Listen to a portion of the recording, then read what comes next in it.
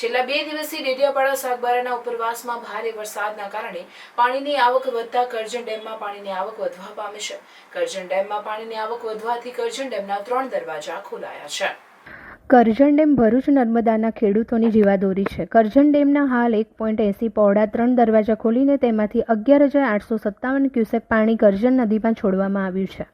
હાલ કરજણ ડેમની જળ સપાટી 103.76 મીટર નોંધાયેલી છે. કરજણ ડેમનો લાઈવ સ્ટોરેજ 243.7 મિલિયન ઘન મીટર છે, જ્યારે ગ્રોસ સ્ટોરેજ 267.8 મિલિયન ઘન મીટર છે. કરજણ ડેમ 49.57% ભરાયેલો છે.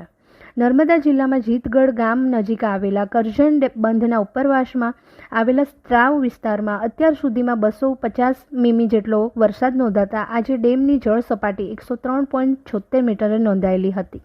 અત્રે ઉલ્લેખનીય છે કે કરજણ જળાશયમાંથી સરેરાશ 214.50 ક્યુસેક ડિસ્ચાર્જ પાણીના પ્રવાહને કારણે સ્મોલ હાઇડ્રો પાવરમાં 1.5 મેગાવોટનું એક યુનિટ ચાલુ કરાતા વીજ ઉત્પાદન થઈ રહ્યું છે.